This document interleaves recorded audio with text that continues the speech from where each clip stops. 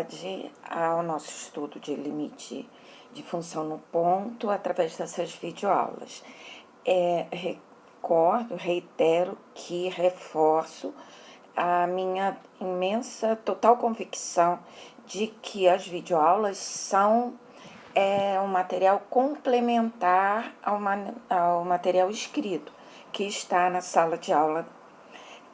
né, da disciplina EAR, tá? Então, eu recomendo que vocês estudem primeiro aquele texto, ouçam a primeira videoaula e aí venham para cá, tá bom? Aí isso vai dar mais, vai realmente reforçar o conhecimento de vocês.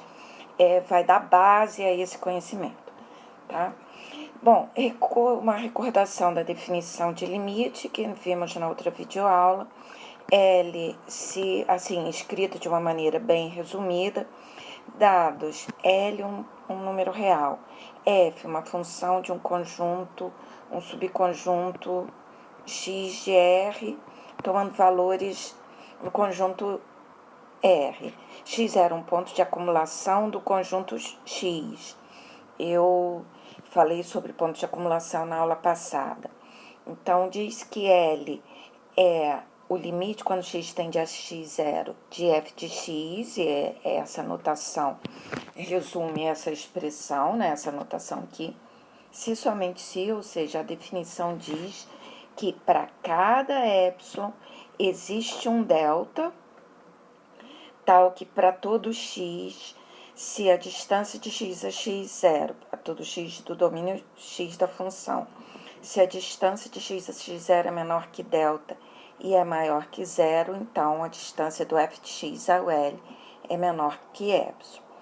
Só recordando aqui no gráfico, né, um gráfico genérico, é preciso atentar para o fato de que a definição fala de cada epsilon, esse epsilon, né, que essa parte aqui fala de f de x pertencer à vizinhança de centro L e raio epsilon, então que eu desenhei aqui, né, uma vizinhança que é um intervalo aberto L menos epsilon, que é menos, né, L menos epsilon, L mais epsilon, né, então para cada epsilon existe um delta, né, e esse delta depende do epsilon. E aqui, essa parte aqui diz que o delta tem que ser suficientemente pequeno, tal que, para que se o x estiver na vizinhança de centro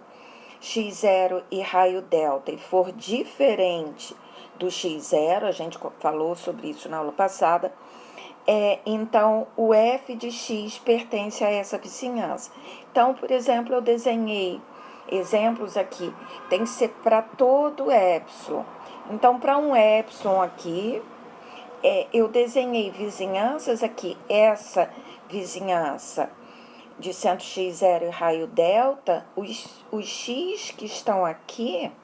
o f de x, se eu vou até o ponto e chego, os f de x dos x que estão aqui caem lá dentro. Agora, por exemplo, essa azul, nem todo x que pertence a essa vizinhança, o f de x é laço, porque se eu pegar aqui, ó, o f de x vai cair fora. Então, a gente diz que o delta tem que ser suficientemente pequeno para todo x que é dessa vizinhança de centro x0 e raio delta,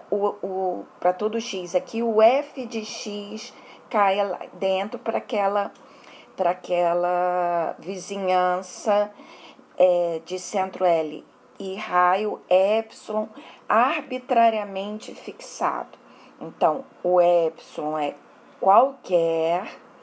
e